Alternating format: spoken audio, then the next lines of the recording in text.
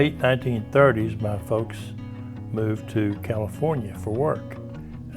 When my brother was a sophomore at Santa Ana High School, the coaches told him that he was too small and he was never going to make it in sports.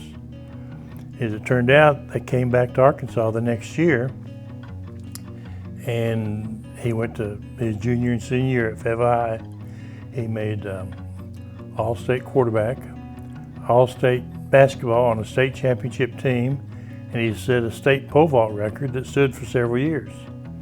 And like I said, he played American Legion Baseball, and he was an outstanding amateur boxer. When he left Fayetteville, he went to the university on football scholarship, played quarterback for the Razorbacks. He also lettered in basketball and track, and was an intramural middleweight boxing champion. When he left the university, he joined the Navy.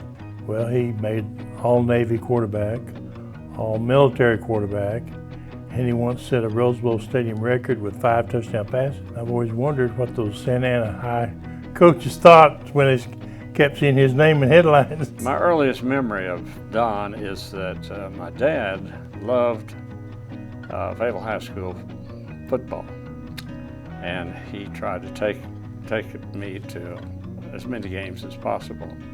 So I remember seeing Don play. He was about 4 years older than I was. He was every kid's hero, and just a magnificent athlete. He used to play football just, in our church. We've developed teams, and I was on Don's team. And we'd huddle, and he'd say, "Gene, I want you to take 5 steps out, turn to the left, and I'm going to hit you."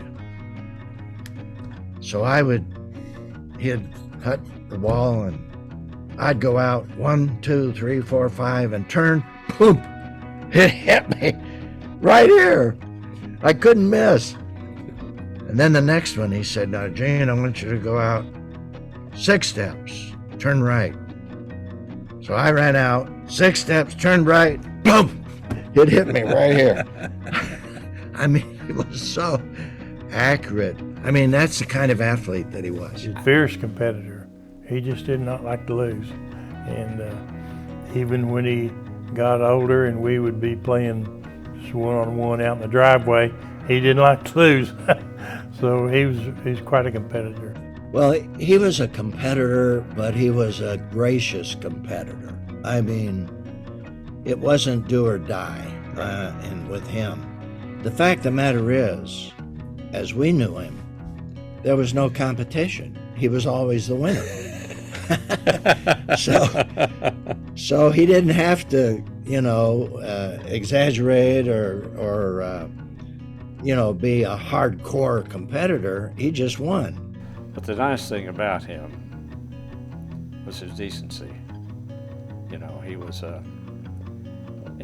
was a leader wherever he was, but he was a gentleman, both on and off the field. He was just that kind of person.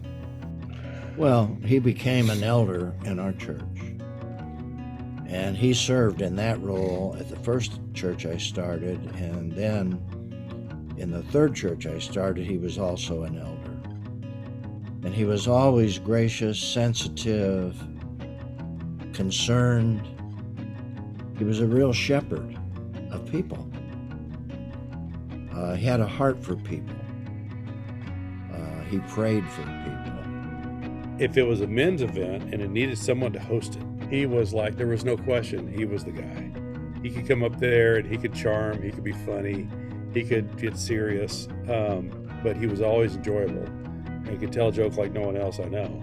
So he just had that leadership quality to him where he could just come into a room and he was just kind of commanded a room when he came in. And so he was the MC of choice for many, many events. To be inducted is a great tribute, not just to him, but it's a tribute to the high school, because they're inducting a man that just had incredible qualities.